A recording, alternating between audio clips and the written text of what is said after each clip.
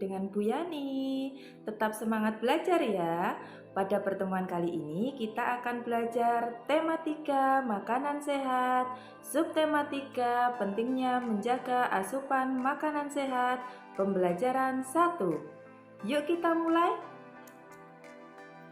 Teman-teman, saat sakit mah kalian kambuh, apa obat yang kamu minum? Saya minum obat tablet mah. Saya mengetahui obat itu karena melihat iklan di televisi.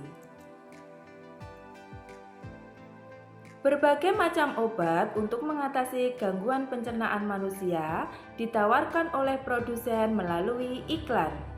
Iklan merupakan sebuah media untuk menawarkan produk berupa barang atau jasa.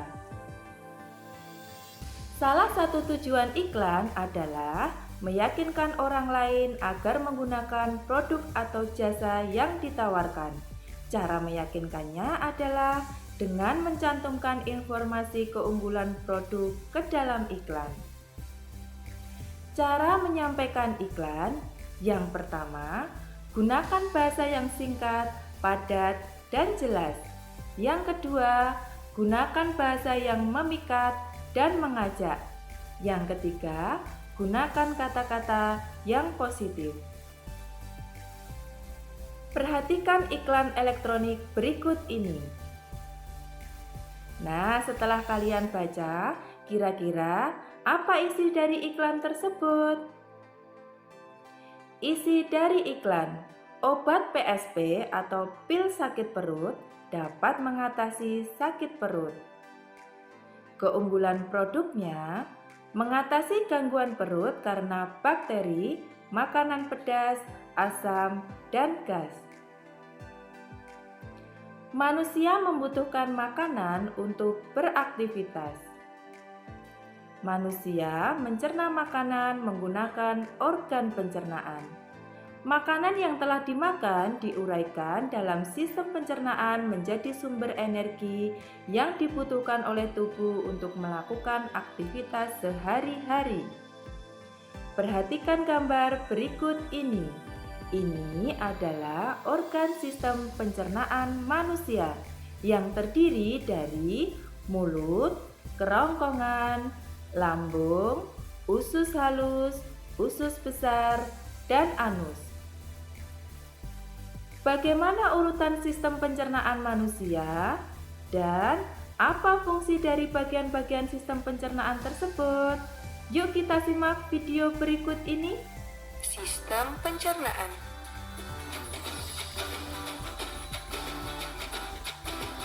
Pencernaan dimulai di dalam mulut.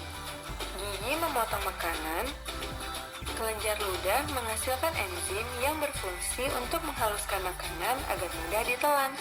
Lidah mendorong makanan ke kerongkongan. Di kerongkongan, makanan didorong dan diremas agar masuk ke dalam lambung. Proses ini terjadi selama 5-6 detik.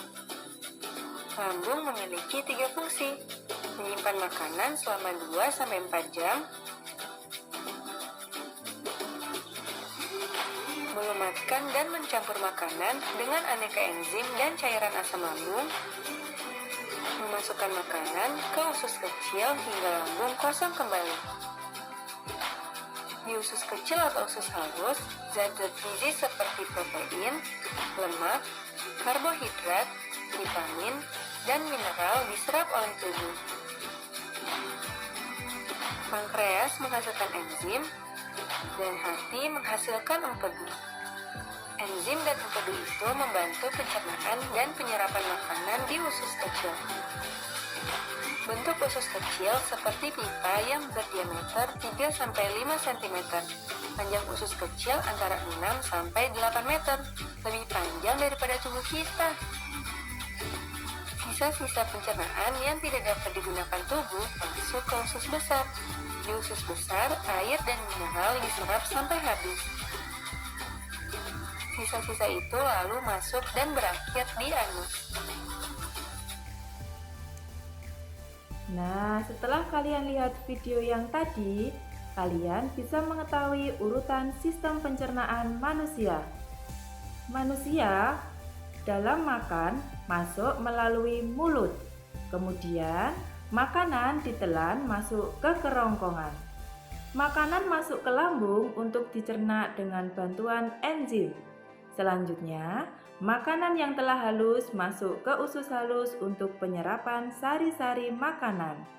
Makanan menuju ke usus besar untuk penyerapan air. Dan yang terakhir, sisa makanan keluar melalui anus. Faktor penyebab gangguan sistem pencernaan.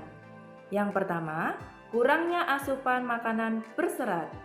Jika kurang serat, maka seseorang akan mengalami sembelit. Yang kedua, pola makan yang tidak teratur dapat menyebabkan penyakit MAH. Yang ketiga, makanan dan minuman yang tidak bersih dapat menyebabkan penyakit diare dan kolera. Nah, anak-anak, jadi perlu kita ingat ya, jika kita senantiasa menjaga organ pencernaan kita dengan makanan yang berserat, pola makan yang teratur, dan makan minum yang bersih, maka kita akan terhindar dari gangguan sistem pencernaan. Untuk tugas proyek kita hari ini, yaitu membuat diagram sistem pencernaan manusia. Apa saja yang perlu kalian lakukan? Yang pertama, menentukan alat yang digunakan.